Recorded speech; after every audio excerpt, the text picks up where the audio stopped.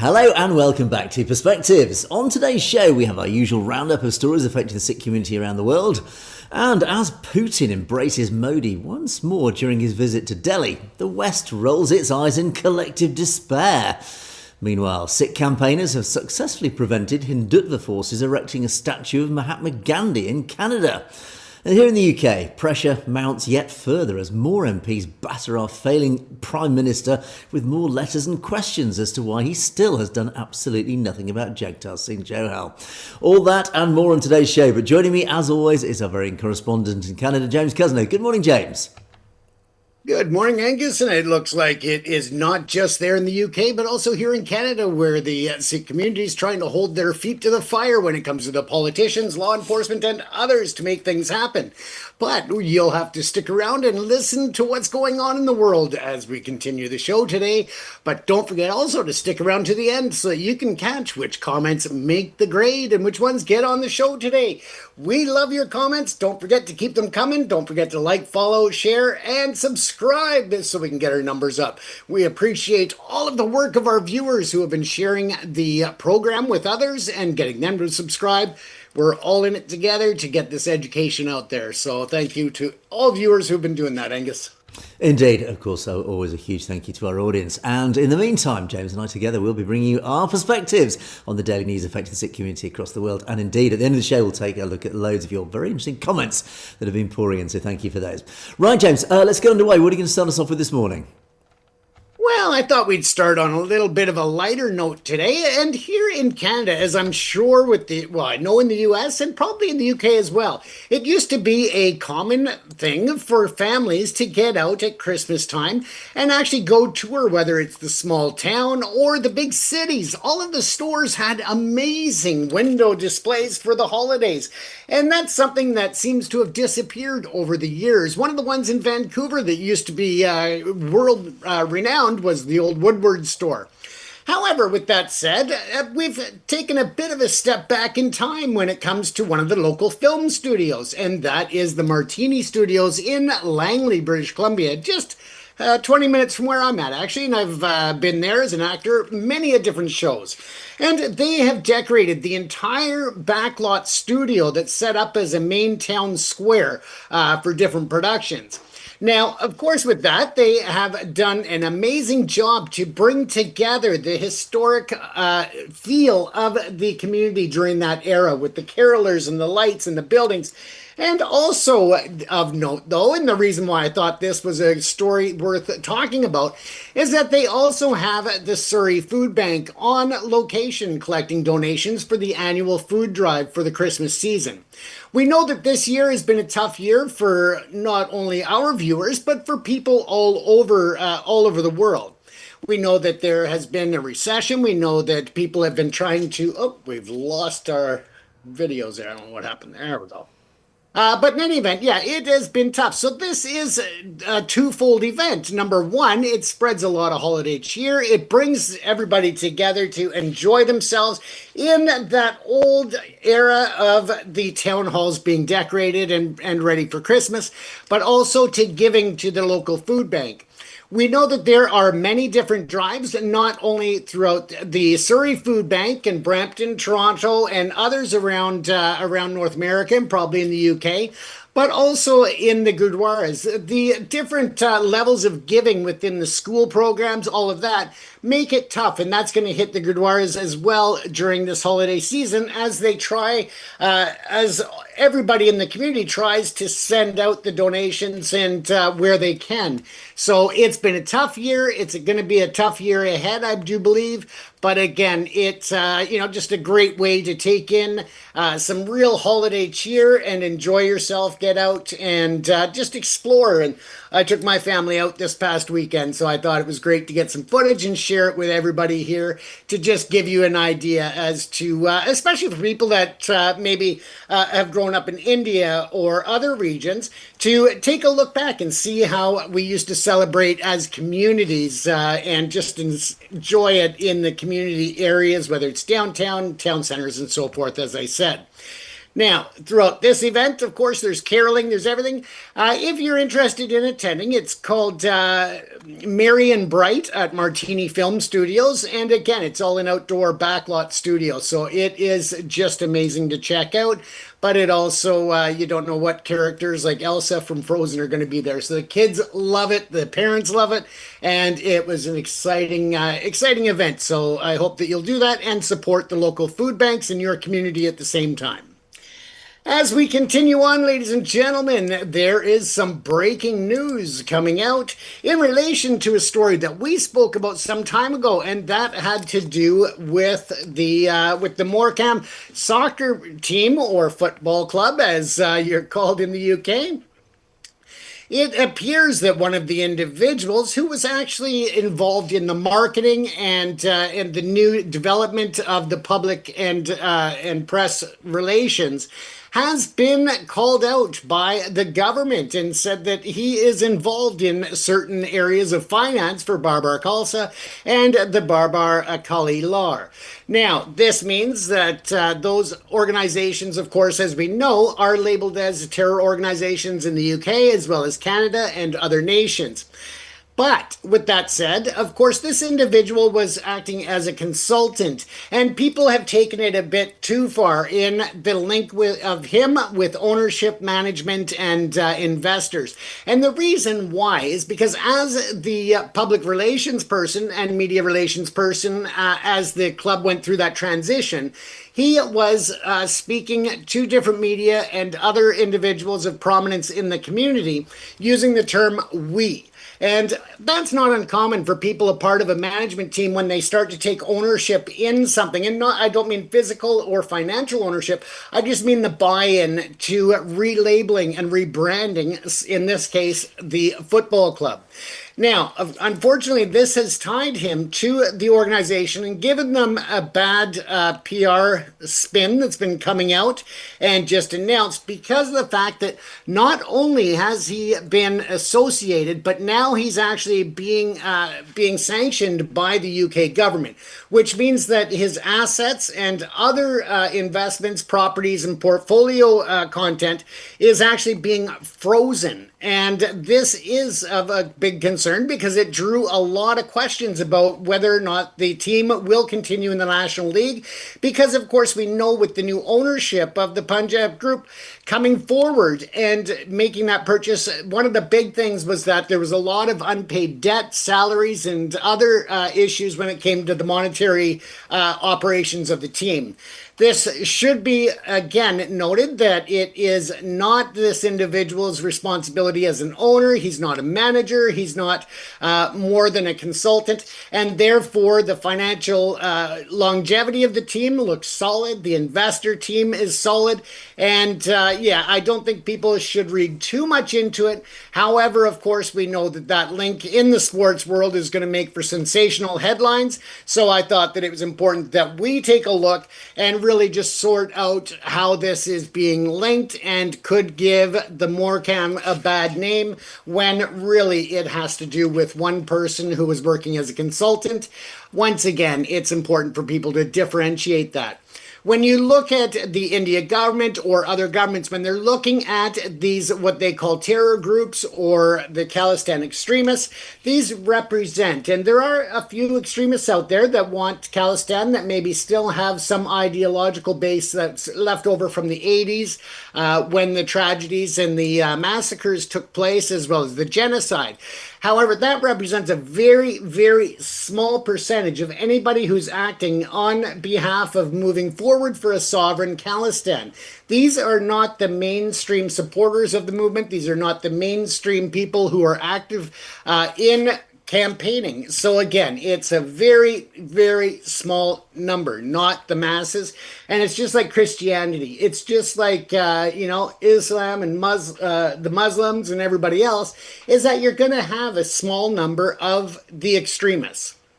They do not represent the masses. They do not represent the majority. So again, very important for people to share this information, get it out there so that others don't hit a panic button and think that there's all of a sudden this big boogeyman out there that really doesn't exist. It is just a very small number of people involved in more extremist or more aggressive towards the Khalistan sovereignty. So again, just a thought that was important to bring up as well. As we move on, there have been 16 people arrested, and this report comes in from Chandigarh that there are these groups of Saroops that are missing in the hundreds. And they now have announced that the former Chief Secretary, Roop Singh, and the ex-secretary of the Durham Parchar Committee, Manjit Singh, have also been arrested as a part of the 26.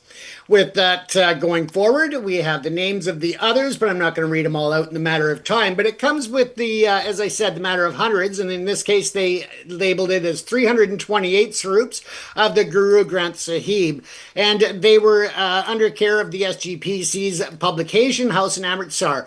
That came to light in 2020, where the investigation started and what they're labeling as misappropriation. Now, some have been charged with theft, with fraud, and other breaches of trust that were there. The inquiry was also conducted by the Kali Takht appointed panel into the matter, and as I said, several individuals through their investigation and their inquiry have held some of the SGPC officials guilty of misconduct. Meanwhile, the Assembly Speaker in Punjab, Jagtar Singh Johal, said that the state government will not tolerate any acts of sacrilege, and he was quoted as saying, "Our government, will not spare anybody who commits this type of heinous crime.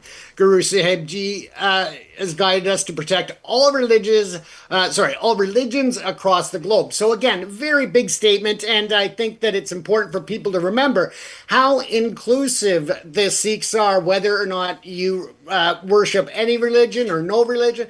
They are there to make you the best that you can be. And if that's the best at other religions, then so be it. And that, again, is why this is such a sacrilege to desecrate or to remove these different Saroops without authorization. So it's good to see that they have found the people accountable. Hopefully they are not just scapegoats, because we know that this does happen as well within the Indian criminal justice system. So hopefully they are actually the perpetrators and not just the scapegoats. Back to Canada, the ongoing problem with the extortion and violence that's targeting our Sikh community and other South Asian populations, of course, is ongoing. The Brampton area in Ontario is no exception.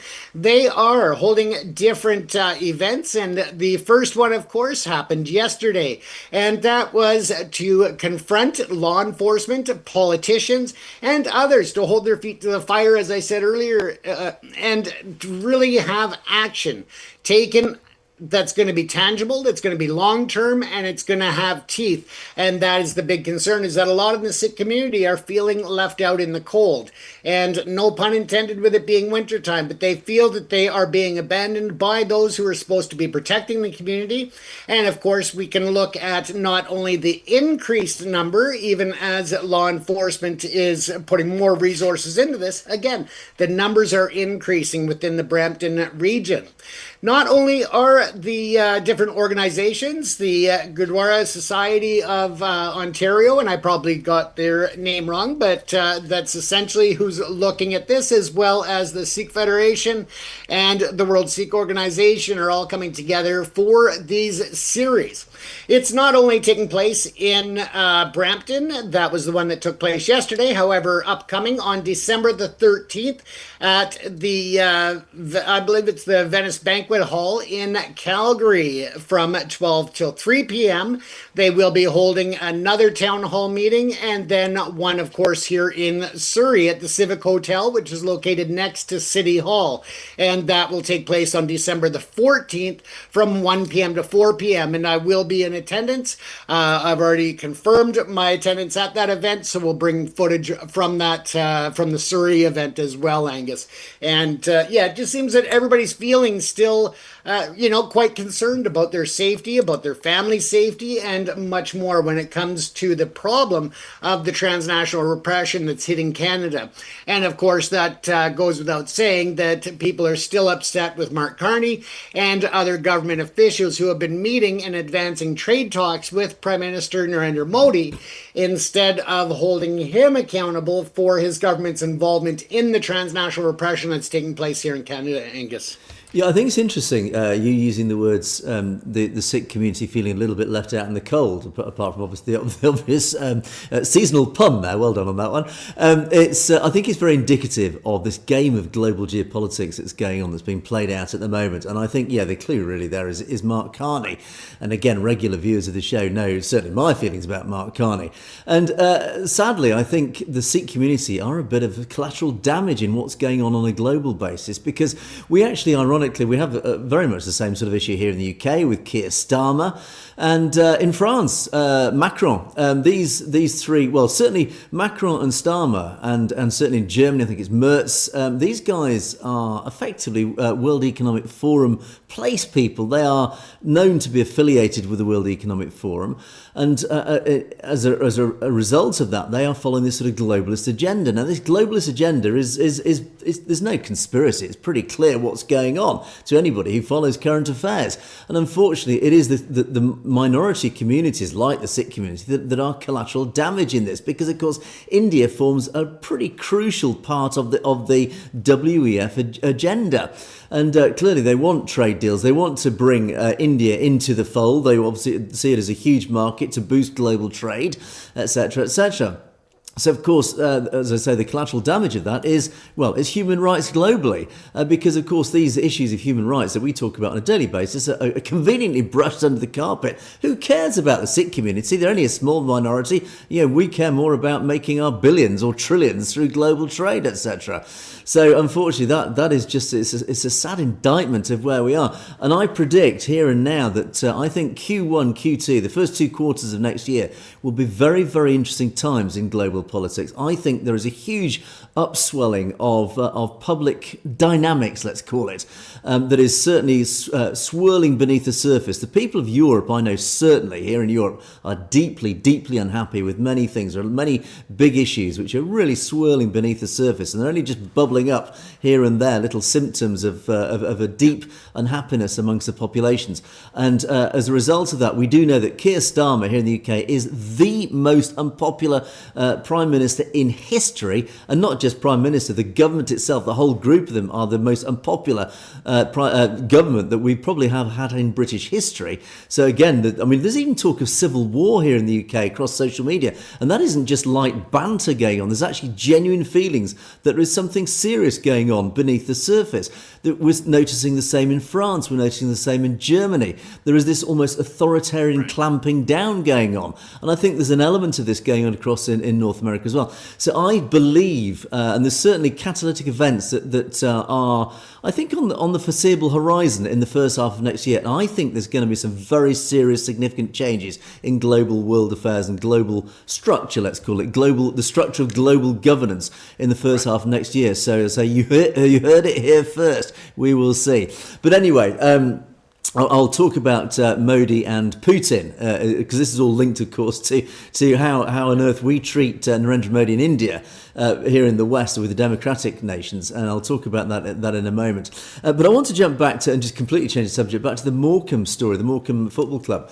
This is a really strange one, actually, and I'm deeply suspicious about what's going on here.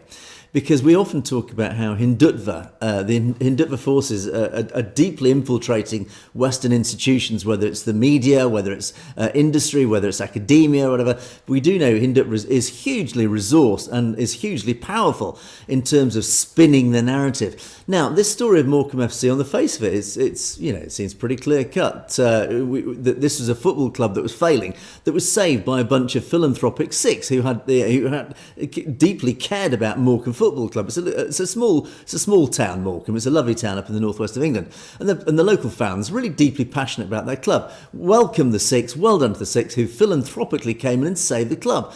And yet suddenly we get this strange story of some sort of consultant on the peripheries who's got some alleged links to Baba Khalsa, these proscribed terrorist organisations. Well, again, it stinks. This whole story stinks of Hindutva spin.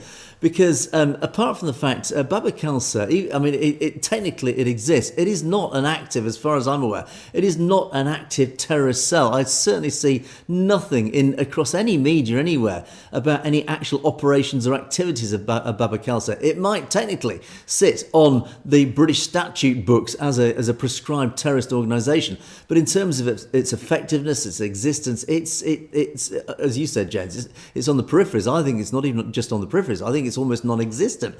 So I find this whole story deeply, deeply suspicious. And again, it's what we call a storm in a teacup. They're trying to create this big narrative. Oh, linked with terrorism. Is it really? And again, I just find it. I just find that there's too many elements of this story which raise my research radar. Thinking I need to dig into this one just to see. I think there's a bit more of a backstory going on here. Apart from the fact, even if this guy is associated or affiliated with Baba Khalsa, he's clearly only on the peripherals of the football club. But the football club is almost irrelevant to this. It's the fact that that the mainstream news, I think it was the BBC, reported this, and one wonders again. I'm always suspicious of the British establishment, because the British establishment is clearly, for whatever reasons that we still can't fathom, is clearly anti-Sikh. It does its level best to try and tarnish, particularly the Khalistan movement, with a negative portrayal. And again, this presumably is under pressure from India. We do know there is huge amounts of pressure from India against the British establishment to contain and bury and really press down upon the Khalistan movement. Never let it get the air of attention. Never let it get publicity, and actually to intimidate, harass the Sikh community and particularly the Khalistan community. And so again, this sits in the context of that. So again, I'm very suspicious when the establishment reports something like this, where the establishment says, "Oh, it is a prescribed terrorist organisation," etc., etc. So you can see again. I don't know. Maybe we'll do a bit more research on that one, James. But I'd say it really raises my suspicions. And finally, just on the Christmas story, just a point on this is that again, it's a strange one, but here in the UK, and I think we're certainly seeing it across Europe, is that the celebration of Christmas, obviously, it's a Christian festival by definition. And for some reason, the liberal left are really keen to say it's the holidays, it's not Christmas. They're removing the whole Christian element of it, and this is under pressure from the Islamic community. But weirdly, actually, many of the Islamic community are not that intimidated, let's call it, by the celebration of Christmas. And particularly, but also the Sikh community are not offended by Christmas. And forgive me for speaking on behalf of the Sikh community, but I do know we've had comments from many people. Last Christmas, same story. There's many people in the Sikh community says, we celebrate Christmas. My kids celebrate Christmas. We are a Sikh family. We are Sikhs, as we call them in the UK. We follow Christmas. We even have a Christmas tree because we like to celebrate this other religion's celebration. Likewise, we Christians like to celebrate other religions' celebrations, etc., etc.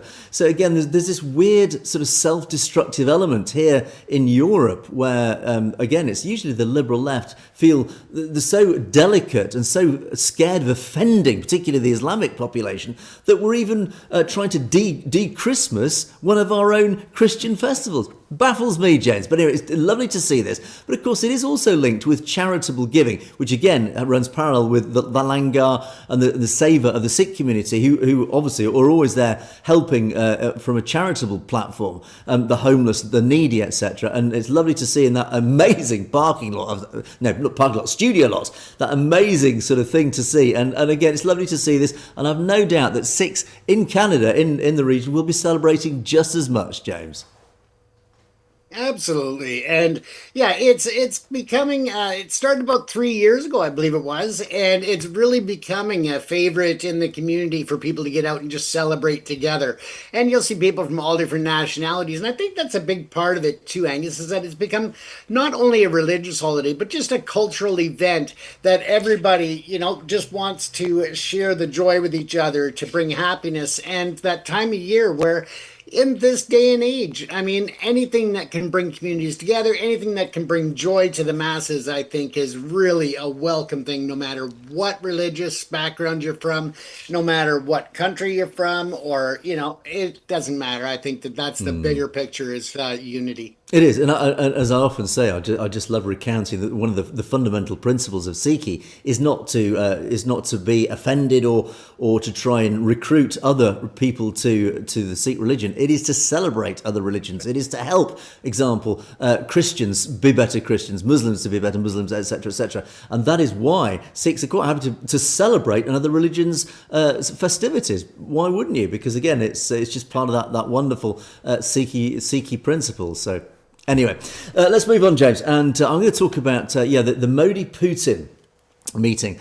Now, Narendra Modi, as we do know, well, India as a nation state has a long, deep historic ties with Russia, which of course has irked the West to a large degree ever since 1947, when it became an independent nation. And this relationship with Russia has certainly not gone away. It certainly hasn't changed in the sense that it has remained as deep as ever. And one would argue it's actually potentially got even deeper, particularly with the rise of the BJP since 2014. And the BJP, the RSS, we do know has deep links with Moscow, with deep links with the FSB, because we do know through various sort of it's stronger than rumours, but we do know that there are reports that RAW, for example, the Indian intelligence wing, works very closely with the FSB, particularly on an overseas basis, to track and harass and intimidate Khalistan campaigners. And it's not impossible that the FSB actually had a hand in providing intelligence, for example, in the murders of Hardeep Singh Nijjar and others, etc. So again, these ties run deep. And of course, it is irking the West to a large degree, because the West is desperate, as I said earlier, to bring India into alignment with Western democratic values. Because apart from the fact that there's a threat from China that the West is deeply concerned about, there is also the whole commercial aspect to this, the whole benefits of global commercial trade with its 1.4 billion population potential market. So anyway, so of course, reported in the news over the last few days, and all the news outlets basically have pretty much the same sort of story, just with slightly different angles on it. I'll use this one. This is just a UK paper that talked about it, but just to present some of the facts.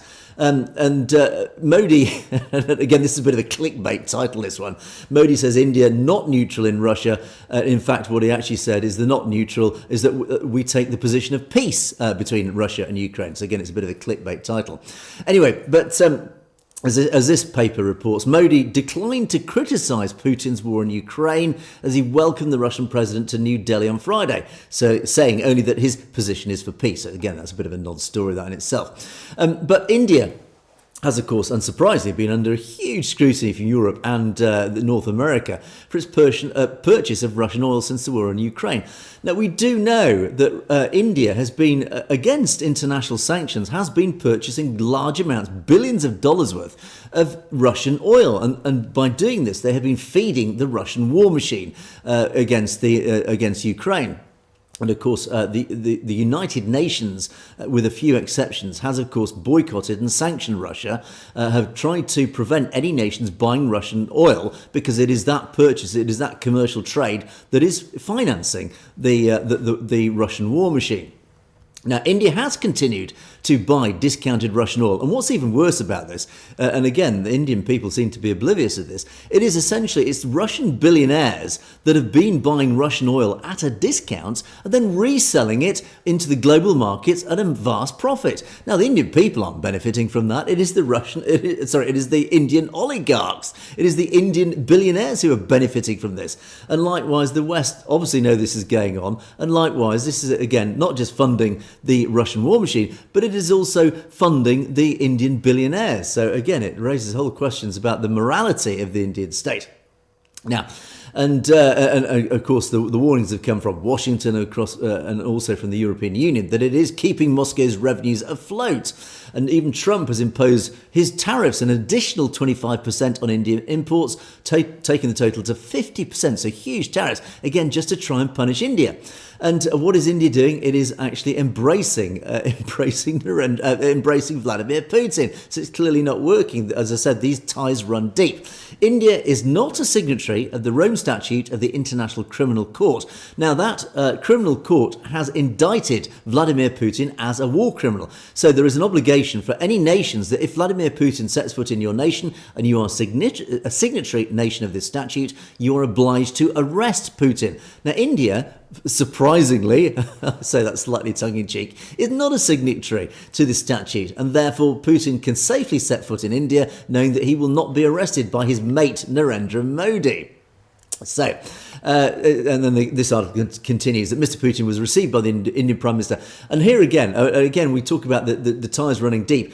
He was given a bear hug and a tight handshake with the gusto of an old friend. So again, this really must raise the hackles of Western leaders. Well, I say that, does it really? But anyway, clearly, again, this friendship between Modi and Putin runs deep. And the agenda, and again, we talk about this historic relationship. It's not just historic, it's a very present relationship. It's a very present day relationship because the agenda included defense talks. In other words, a collaboration militarily. So again, when the West naively thinks, oh, we can bring India alongside, we'll bring it into our democratic family, and India itself declares it's a democracy, and yet they are talking about a defense relationship, a military relationship with Russia, this nation that we in the West are trying to paint as this dangerous bogeyman who is literally about to set foot on European soil with an invasion of his tanks and his army, which I think is absolute nonsense in itself. But anyway, the West is painting Vladimir Putin as this huge bogeyman, and yet here we have India, who we're trying to claim as a friend, as an ally, a reliable ally. No, they're talking about defence, energy and labour mobility collaborations. And again, parts of those discussions, they talked about the continuing delivery of 2 further Russian S-400 surface-to-air missile systems. And again, this is under a $5 billion deal that was agreed in 2018 to supply arms, Russia supplying arms to India.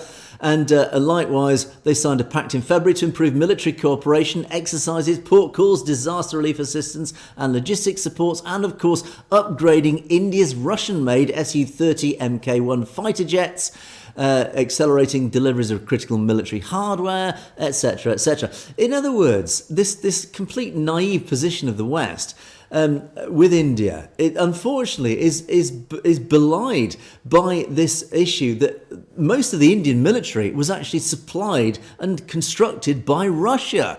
India isn't going to wash its hands of this overnight, sadly. So again, one has to question why on earth the West are trying so hard to align with with India. We do know, of course, the ultimate goal is we need India on side with the whole China issue, but ultimately we cannot see India as a reliable ally. These ties run too deep. These connections between Russia and India are too deep. Putin, of course, is working overtime to keep India alongside. India is a reliable ally for Russia, but India is not a reliable ally for the West. India is trying to play the game from both sides. And unfortunately, you cannot keep doing that indefinitely.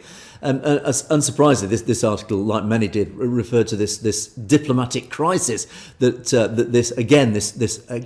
yet another meeting between these two leaders has sparked. The visit from Putin could strain relations with the EU and the US. I think that's an understatement, and might jeopardise negotiations for major trade agreements with both that are seen as critical for India's exports. No, well, it doesn't. This is the point. This is why I say almost an exasperation, is that we keep wanting and we keep tying up these trade deals with India because we're so damn greedy in the West that we not just brush human rights under the carpet, we're brushing the very simple, obvious fact that India is clearly not an ally of the West, nor has it ever been, and arguably, nor will it ever be. This again is why we need Khalistan, because we cannot rely on the nation of India.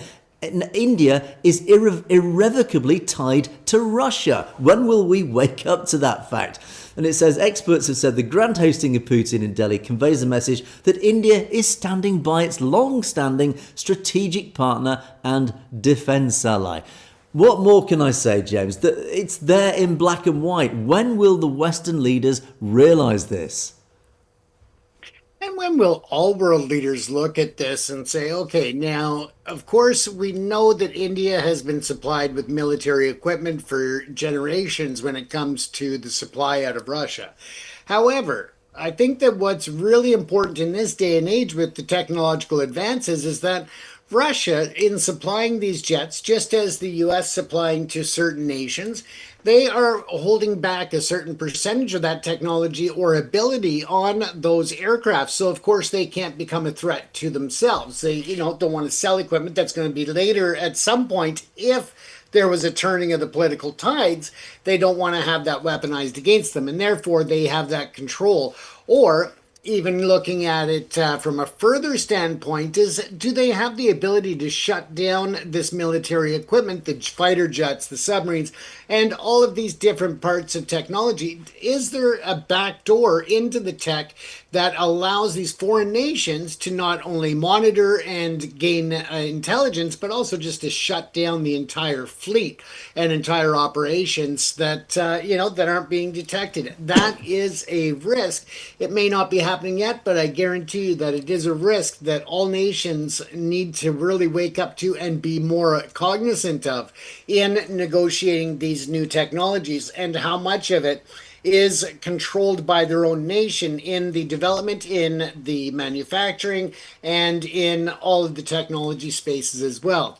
I do think that that poses a big risk coming out of Russia, whether they are supplying, North Korea, whether they're supplying India or anybody else. That is a big concern because, again, with India taking such a pro-Western stance when it comes to intelligence sharing, they're trying to really get in with the Five Eyes and other nations. And I'm not saying Five Eyes specifically, I'm just saying with those nations to share intelligence. What is that going to translate into when there is intelligence being shared, for example, with Modi, and for that to transition over to Russia, and what threats are going to be held over Modi's head to make him spill that intelligence with the FSB or whatever their intelligence organizations are that are active in Russia. Yeah, I mean, again, just it's when we talk about intelligence sharing, it's ironic that the British intelligence have shared intelligence with Indian intelligence over people like Jagtar Singh Johal, which is the reason why he got arrested. But yes, let's not forget that the West, particularly the US, for example, has sold, has agreed huge military deals with India, again, to try and bring India alongside. They had a huge package of drones, a multi-billion-dollar military drone package recently sold to India. But yes, as you say, Jez, one wonders if there are kill switches that have been built into this technology that should India turn against the West, then ultimately, there's a backdoor switch that they can kill this sort of technology. We shall see. But anyway, ultimately, India's trying to, as this article talks about, it's walking a strategic tightrope between the West and the rest. And unfortunately, there will come a time when it is going to have to make that decision which side it actually it feels. But let's not forget also in Indian politics, the BJP clearly, and the RSS, read the RSS behind the BJP.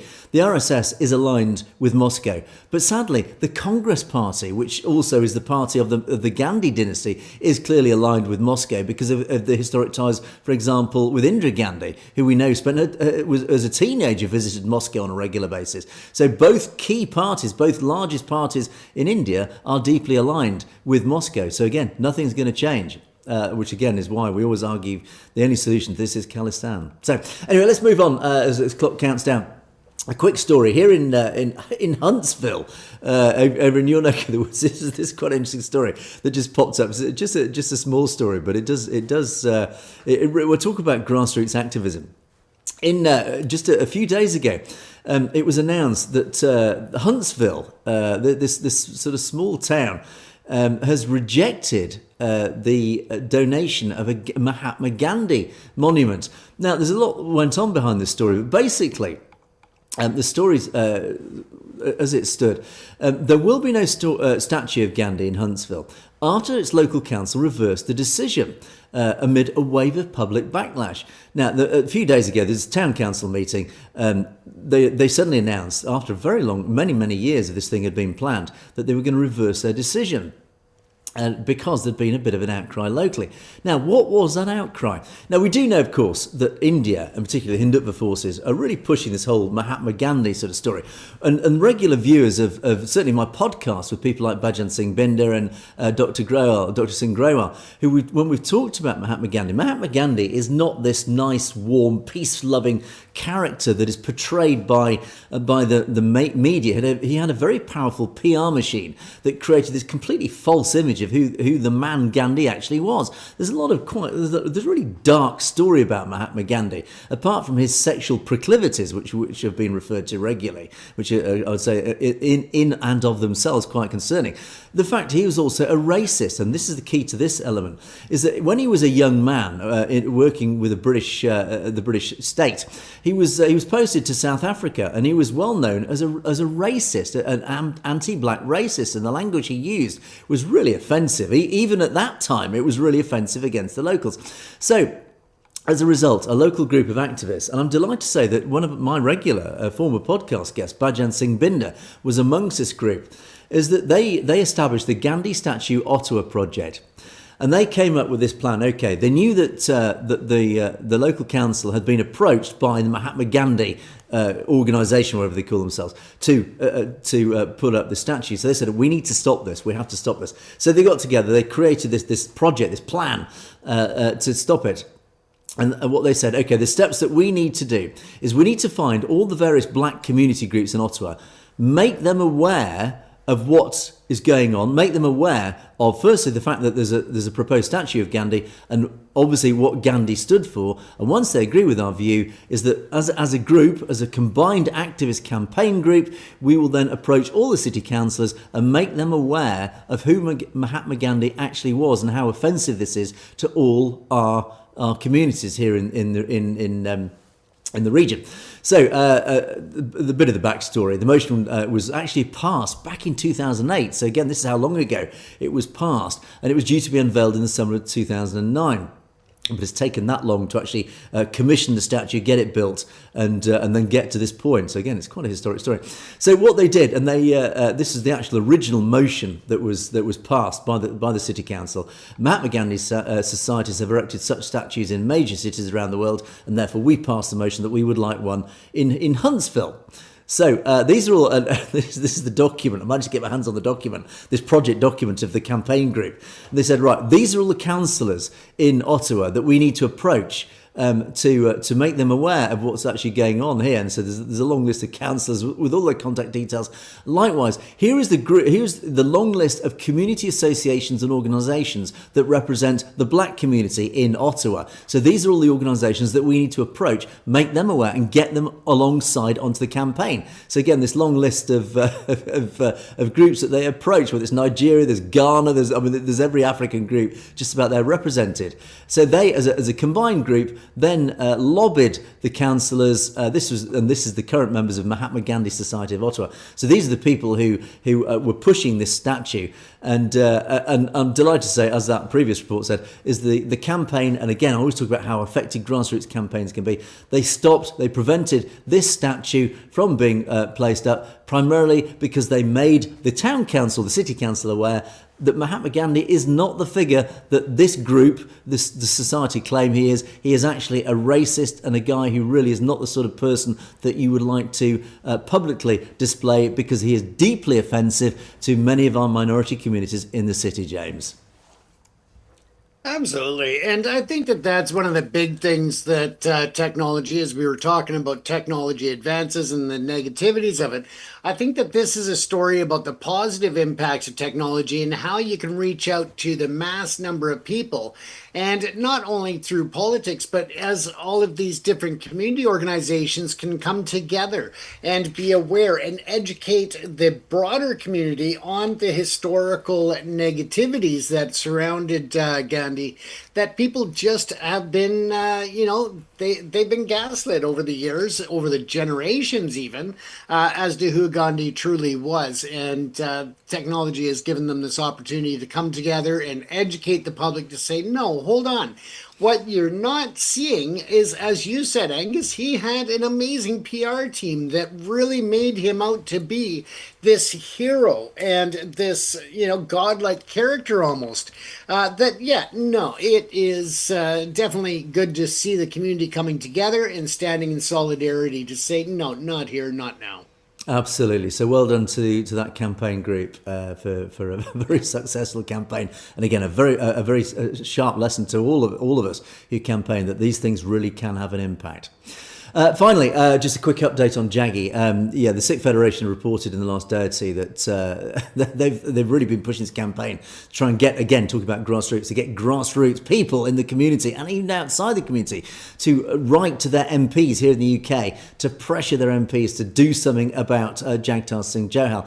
And yet again, I'm delighted to report that in the House of Parliament just a couple of days ago, this happened. Thank you, Madam Deputy Speaker. The first duty of any government is to ensure the safety and security of all its citizens. And the United Nations Working Group on Arbitrary Detention concluded that the detention of Jagtar Singh Johal violates international law. I asked the leader to press the Foreign Secretary to urgently update the House on what efforts have been made by the government on the release of the British citizen Jagtar Johal. Thank you, Madam Deputy Speaker. I thank my honourable friend for raising this question. I note that the 4th of November was in fact the 8th anniversary of Mr Johal's arrest. We do continue to raise concerns about his prolonged detention at every opportunity that we can, and we do emphasise the need for a prompt, full and just resolution to his case. But I will draw my honourable friend's comments to the attention of the Foreign Office and make sure that members remain updated on any development. I mean, again, there's just another barefaced lie, actually, from Sir Alan Campbell there, because this government is now, the word lie has been associated with this government in just about every issue. That is a barefaced lie, because clearly the British government have not raised the issue of Jagtar Singh Johal at every opportunity, because even recently, literally just a few days ago, Yvette Cooper, when she met Jai Shankar, didn't raise the issue of Jagtar Singh Johal. So he has just lied once again in the House of Parliament. Again, a completely pointless response yet again from the government. Well done to Jas Atwell. And the beauty of this now is that on a regular basis now, MPs are standing up asking the same question. What are you doing about Jagtar Singh Johal, a British citizen with India? Why are you not raising this with India, a nation that we have agreed a trade deal with, and yet you're lying in Parliament saying that you're raising his issue at every opportunity. You're not raising this issue at every opportunity. We know that for a fact. You are lying. You are not doing anything about it. This answer is yet again, it's the same answer that every single time an MP stands up and asks the government this question, what are you doing about it? We're raising it at every opportunity. Well, here we are. 8 years later, nothing has been done. He still remains in detention. James, this is the British establishment doing absolutely nothing. This is the Starmer government yet again doing absolutely zero. Zip, zilch, nada. You pick your word. Nothing, James. Absolutely, Angus, and let's jump back to the story about Gandhi. Instead, let's just develop a bunch of statues of the current politicians in the UK and in Canada. We'll just put those statues in there because they can do more good and less harm if we just have statues absolutely. in their places. As I often say, I think my dog could do a better job of running this country than the current government. But anyway, let's move on. As the clock marches on, we could rant for another half an hour on the failure of our politicians and our leaders. Right, loads of, we had some really interesting comments come in over some of last week's videos, and there's a lot of the videos a lot of comments I'm going to cover today. They have a very questioning, I won't say critical, a very questioning stance. And I want to focus on these. And thank you to those who did put these comments in. A lot of, this is particularly when we talked particularly about Amritpal Singh, Khalistan, etc. last week. Viru says very few Sikhs in the diaspora would return to Khalistan if it actually if it was established. Let's get realistic. Killer 3, who's actually a regular critic on the channel. Unfortunately, many young Sikhs I speak to just don't want to go back. I don't understand, as they are second, even third generation. Sorry, you do understand. most people don't want to uproot and leave what they're used to. So again, a lot of comments about this. Well, look, if Khalistan and when Khalistan is established, how many people are actually going to return to it? Why would they give up their comforts and their good life in the West to go back to the Punjab? And Bach Tantra, now, thank you, Bach Tantra, because there's this was a long thread and a lot of, I would say, very well-reasoned discussions among several people on this one. So thank you for all of you on this thread, but particularly Bach Tantra, who raised some very interesting points, very pertinent points. You talk about Pakistan. Look, you say you're a Sikh, and I think you say in a later comment you're a British Sikh. Sikh. All my relatives winter in the United States and Canada. They wouldn't move to Khalistan. So again, you're saying the same point. It's better to be part of India and to be common ground. Punjab is home to the Vedas, so there's no way the Hindus are going to give that up. You say your uncles and fathers served in the military. They love the fact that they had more rights and opportunities in the West. So you're saying, again, the West is more attractive to Sikhs than the Punjab as it stands. Let's not spoil that for some dream that people don't want to integrate to the West, but they'd rather live these parallel lives, as you call it. So again, the point is that why on earth would people give up the comfortable trappings and the wealthy lives in the West to go back to Punjab? Now, John Wick came back on several points that Bach Tantra had made, but this point was particularly relevant. Look, just because you, as you said, just because you say you won't doesn't mean that others won't. What you don't understand is that economics change over time. Khalistan will become more stable and a growing player for the future because, again, they won't be tied, they won't be restricted by Indian control, state control. And as John Wick says, there's a bright future ahead for Khalistan, etc., etc.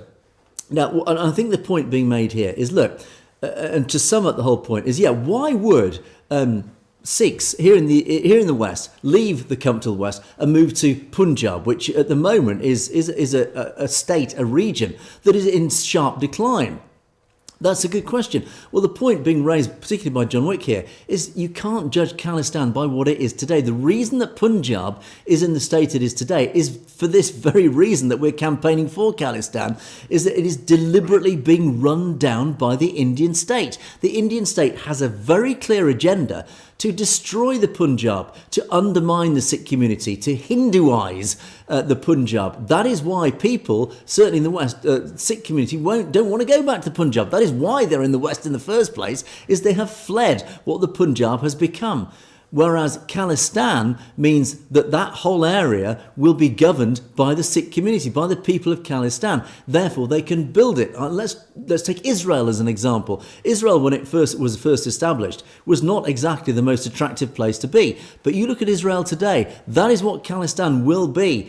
Once it's in charge of its own commerce, its own governance, its own policies, etc. It is resource rich. It will one day become a massively wealthy nation, and that in itself is what will attract people, Sikhs particularly, back to the state of Khalistan, James. Absolutely. I mean, you can look at Saudi Arabia, you can look at the United Arab Emirates and that. When you look at the foreign population that comes in because of the opportunities that exist. And I don't think that's going to be any different in Khalistan. I also think that people also are overlooking the benefit that may be drawn upon when it comes to dual citizenship, recognized as being a citizen of Khalistan, as well as maybe the UK or the US or Canada. And with that, of course, comes a lot of investment opportunity in a new economy. And I think that's also an important point in this message, is that it is going to be a new economy. It is going to be new opportunity. And I think that a lot of people are going to be investing, even if they don't move back full time, they may go back part time, but even more so, they'll have that opportunity to invest and be a part of the success that will be Khalistan. Yeah, and I think the message to Bach Tantra is, I totally get where you're coming from, but there's a clue where I think you've been a little bit conditioned by Indian propaganda, because, as you say, they had more right. Your relatives had more rights and opportunities in the West. Why do you think that is? They don't have the same rights and opportunities in the Punjab now because it is being governed by India. It is not governing itself. That's the key point that I think you need to understand. That's why Khalistan, the Khalistan campaign exists. And then again, this a very, very lengthy comment, so sadly we can't go through it as detailed as I would like to. But the conversation continued. He talked about, let's have a look. This is again very good, very genuine questions, and I'm delighted to address these. Even on this channel, show us the map of Khalistan. We have shown it. If you go back over shows, we have shown various projections and predictions of what Khalistan should be and will be. So please do look at that. We have addressed that point. What will the currency look like? How will they trade, etc. Well, again, we have talked about this to some degree, but there are whole parts of the Khalistan campaign, the Khalistan movement, that are addressing these very things. A lot of it is beneath the surface. A lot of it is not deliberately not in the public domain. But these are things that are being addressed. Just because you don't know what they are and they're not in the public domain, don't think that they are not being addressed. The Khalistan campaign is there to hit the ground running. So again, don't dismiss it because you don't know what it is. Pointing out the divisions that will occur under a Sikh rule. No, we don't think the whole point about there won't be divisions under a Sikh rule. The whole point of Khalistan is that it will follow Sikhi principles, which of course, if you claim to be a Sikh, you will understand. And so the whole point of Khalistan is it will be run under this Panj Pyari concept that the Sikh Empire was run under, which actually proved at the time not just to be deeply successful. It was centuries, literally centuries ahead of its time when it was working. So. You talk about, you say that Pakistan was cocksure that it would be a success. Well, again, I'd point to the point, Israel as a good example of this, is that likewise the growth of Israel reflects hopefully what will be the growth of Khalistan once it gets control over its own decision making. Now, you claim you've been brought up as a Sikh, it's pure fantasy. It's not. The point is it's not fantasy. You don't know of any Sikh, again, it's the same discussion. Would anybody leave the West to go to the Punjab? I don't know. We'll put that to the audience. Are there those in the audience who would move back? But what I would say is that as Khalistan is established and it becomes a success, like Israel, there are Jews all around the world who are queuing up to move to Israel. They certainly weren't queuing up in 49 or whatever it was when it was established. They weren't queuing up then, but they're certainly queuing up now because they see what a deeply successful nation Israel has become. And the same will be for Khalistan, is that Sikhs all around the world who do have comfortable lives, even second, third generation Sikhs around the world, I confidently feel that once they see how Khalistan is succeeding as a nation, that they will want to move back. And then I think the final part that you talk about, why don't you all sort of sell up? Why aren't the speakers in Gurdwara saying this is a rule? Come back to Khalistan. This show needs to ask each guest. So when are you going back? They will say soon. But then you say that they'll always come up with excuses. Well, again, I'll refer to what I was just been talking about. The reality is that India is on its way to become a superpower. Do you really think they're going to give up their land? No chance, as you say. Well, actually, no, they're not voluntarily. They're certainly not going to give it up. But the whole point of the Khalistan campaign is to fight it legally and democratically, is to whether India likes it or not, is that the people of Punjab, believe this or not, is it does appear that the majority of people of Punjab are pro-Khalistan. And then John Wick, before I hand over to you, James, John Wick comes back and says, look, first of all, it's clearly you're not a Sikh. I don't know, who knows, but certainly I have to say my interpretation of the comments that you've made. And I would actually say, even if you are a Sikh, I think you have been too persuaded by the Indian narrative to feel that the way you do. And I think you need to watch our show a bit more regularly to understand.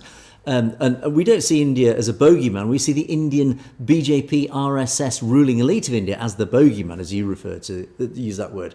But I think you've been a bit too conditioned by Indian propaganda. And that's why, again, you should need to watch our show a little bit more regularly. Everything you listed is the reason why Sikhs are leaving.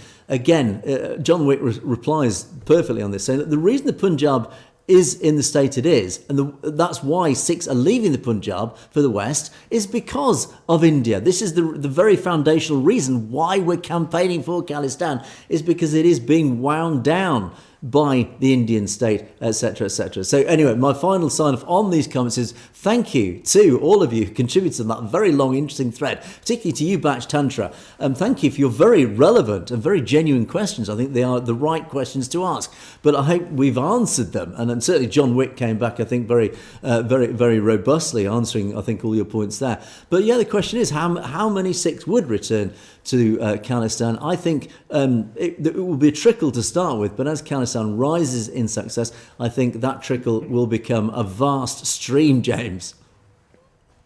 Absolutely. And he talks about opportunities and success and building a life. And absolutely, there are going to be a lot of people that don't want to pack up and leave after they've built a new life, business, investments, families, communities. All of this is an important part, an integral part of the human being, is that we want to belong. We want to have that place where we're accepted.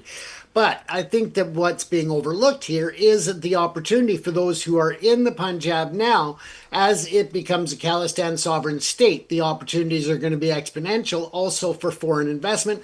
But also, if you look at people who are in Canada, and I'm going to use this as an example because I know firsthand, people who have packed up and gone back to Punjab or back to India, back to China, because Canada is expensive. It is not necessarily the dream that many people visualize it as. And therefore, they do pack up and they go back. So imagine the opportunities for people who are educated outside of India to be able to move back when they're ready to start their career and their life, to be able to say, oh, I'm going home to Khalistan. That is a big draw, I think, and that's what's being overlooked here. And when there's a part of the comment talking about the drug epidemic and pandemic that's happening in Punjab, it's happening everywhere. Different parts of the world have different types of substances that are being abused, that are creating cesspools within the inner city areas. We see it in the downtown east side in Vancouver. It's just a whole other dystopic, just a cesspool of an area down there that not enough is being done to correct the problem, to find solutions, and ones that actually work. So again, you can look at the use of the drugs by the India government in trying to suppress the Punjab community. Indeed. And okay, final set as we're running out of time now. And Mahender, thank you, Mahender. This is interesting. Mahender has appeared on our Critics Corner on more than one occasion, but it comes back with a cracking comment, which I totally agree with. Here's wisdom. Don't trust news mediums. Get your news from at least two sources with conflicting editorial biases. Distill reality from the mash as best you can. News sites on the web make this much easier and faster than it used to be. And you said decades ago we had a very limited amount of news outlets, so we had to believe what we read.